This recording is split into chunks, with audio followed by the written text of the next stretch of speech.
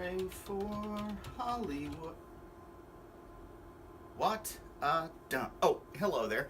I am Stan the Movie Man, and this is my review of two films. First, it's a crime thriller, we'll say, called Free Fire. It stars Brie Larson, Cillian Murphy, Armie Hammer, Sam Riley, Sharlto Copley, and more. It is the story of a group of guys from Ireland who are trying to buy weapons for the IRA. They wind up meeting their American contacts and a South African arms dealer in a abandoned warehouse. And everybody's, of course, on edge because there's a great deal of money involved and everybody is armed. But an outside conflict that gets brought into the warehouse leads eventually to everybody trying to kill each other. Hence the name Free Fire. Everybody's shooting at everybody. And it is very entertaining. Now, I realize that I reviewed the James Gunn project about the people trapped in the office building and how they had to fight it out in order to survive. And I wasn't a huge fan of that movie, but this one, Free Fire, is amazing. It's funny, and you see the dynamics working between the people, and pretty much everyone in this movie is somebody you would love to know more about. How did they get to where they are? And I think that is what sets Free Fire above the James Gunn film, whose name I cannot remember right now for some reason. Anyway,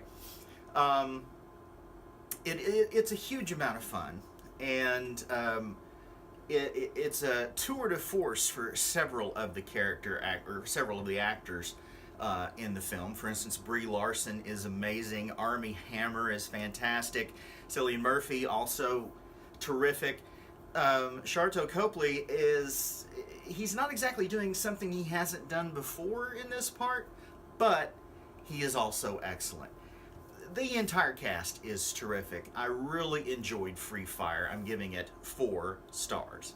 Next, we move on to kind of a combination faux documentary and found footage film called Phoenix Forgotten. It is about a group of 3 teenagers who go missing in the desert outside Phoenix, Arizona, when they go to do a documentary about the Phoenix Lights. Now, these were lights that appeared over the city of Phoenix, an actual event that occurred in 1987, although it's somewhat, 1997.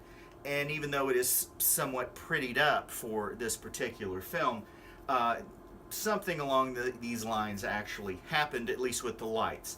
The documentary portion of it is a sister of one of the boys who disappeared, trying to find out what happened to her brother and the other 2 people that went with him. It is far more interesting a movie when it's the documentary about looking for the kids than when they actually find some information at the end of the film. That's where it becomes found footage, as a camera is found with the last tape of what they shot while they were out in the wilderness. It has every shortcoming of a found footage film, in that the camera's constantly rolling, the battery never dies, and the light is left on even at times when it is at disadvantageous or even dangerous to leave the light on the camera. So up to a point, it's a pretty interesting movie, and then past that point, once we get into what happened to the kids, it just kind of falls into the found footage cliches. Now, I'm actually a fan of found footage when they're done well, but they became such a crutch for a lot of filmmakers that they just didn't make any sense after a while. And Phoenix Forgotten is kind of in that realm of the found footage parts just simply don't make a lot of common sense. It's a good premise, and the first 50, 60, 70% of the film was actually very interesting. But again, once they find the tape, it kind of collapses under its own weight. I'm giving Phoenix Forgotten 2 stars. Go to stanthemovieman.com to read my complete review.